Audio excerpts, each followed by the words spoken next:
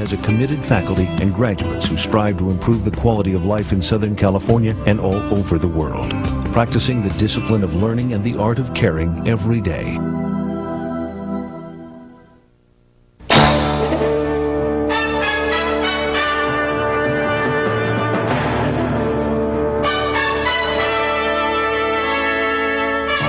The American Health Journal, bringing you the latest information on medicine, psychology, diagnosis, treatment, and prevention.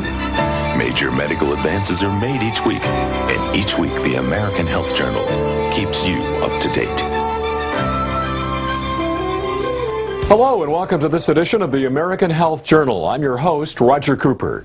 In this special edition of the American Health Journal, we'll dedicate the entire show to the leading cause of death among men and women: cardiovascular disease, which affects an estimated 60 million Americans. Today we have the opportunity of introducing you to Dr. Louis Ignarro, the 1998 Nobel Prize winner in medicine.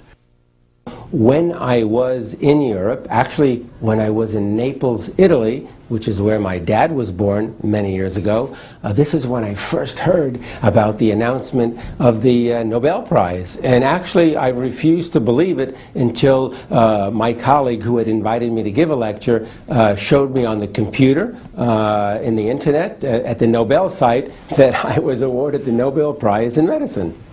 The Nobel Prize ceremony is unbelievable. It's celebrated in December. It's always celebrated on December 10th, which is the anniversary of Alfred Nobel's death. So it's a whole about 8 or 9 days of ceremony. So we give lectures, I think, on the 8th of December. We meet all kinds of interesting people, and of course we get a chance to converse with the other Nobel laureates. And then the ceremony is spectacular. It's held at the concert hall. Of course, it's attended and hosted by the king and the queen of Sweden. It's just a fantastic event. But one of the greatest feelings I ever had was getting up and walking to King Carl Gustav and receiving the Nobel Prize from his hands. That was a very moving moment for me, as was a couple of days later in the terminating ceremony, where I was actually asked to sign my name to a very special book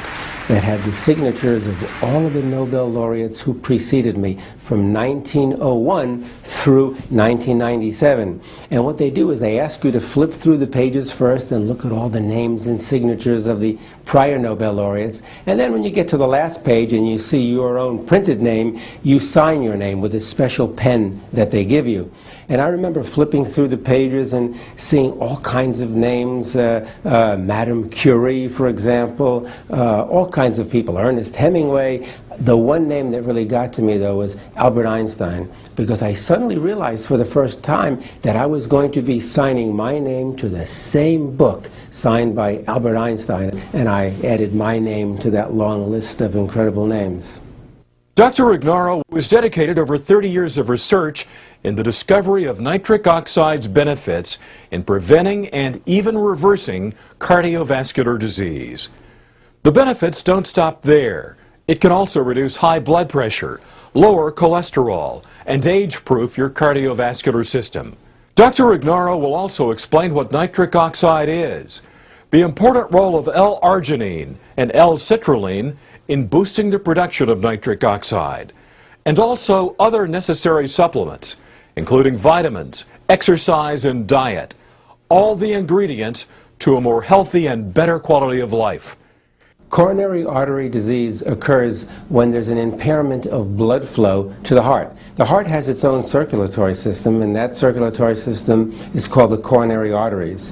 When people develop atherosclerosis or high cholesterol levels, this can result in plaque deposition, plaque formation in the arteries. And as those plaques grow and grow, they can obstruct the flow of blood. This can lead to a decrease in the flow of blood and therefore the flow of nutrients and oxygen to the heart, to the point where when you need your heart during exercise or walking up the stairs or changing a flat tire or almost anything else, if the heart does not get enough blood or oxygen, it's going to feel pain due to ischemic damage. That is essentially a heart attack. Nitric oxide is a chemical or a molecule, or you can even call it a hormone that is present in the body, which functions in certain specific ways within the cardiovascular system.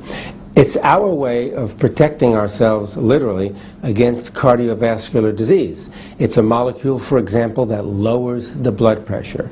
It's our way of preventing strokes and heart attacks. The arteries make nitric oxide for the purpose of lowering the blood pressure, improving blood flow to organs, because nitric oxide is a vasodilator. It widens or relaxes the arteries so that more blood can flow through.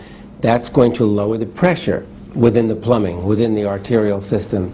And again, it protects against coronary artery disease because it can lower the bad cholesterol levels, and so on. So it's the body's natural way to protect against heart disease, provided we make enough of it. Nitric oxide is considered to be a lifesaver because it's the body's natural way of protecting against cardiovascular disease. Cardiovascular disease is the #1 killer, not only in the US, but throughout the world. And so the body can protect against all of this heart disease by generating more and more nitric oxide. When nitric oxide becomes deficient, this is when the barriers break down, this is when the protection is lost, and the individual is very sensitive and very susceptible to heart disease. And again, nitric oxide is protective because it can keep your blood pressure down in the normal range. High blood pressure causes heart attacks, causes strokes, and can lead to atherosclerosis or coronary artery disease. Nitric oxide can prevent all of these things.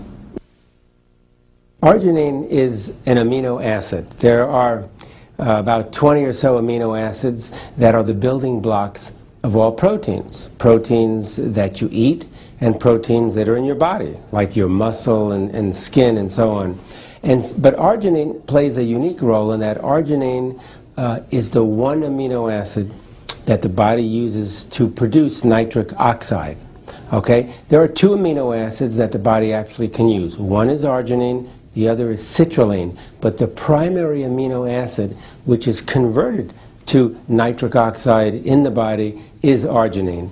And it's very important, therefore, to maintain normal, healthy levels of arginine at all times, because when we develop certain cardiovascular and related diseases that are characterized by a deficiency in nitric oxide, the main reason for the deficiency in nitric oxide is a deficiency in this amino acid arginine. So if you have too low a level of arginine, you're not going to make sufficient amounts of nitric oxide to protect your cardiovascular system against disease.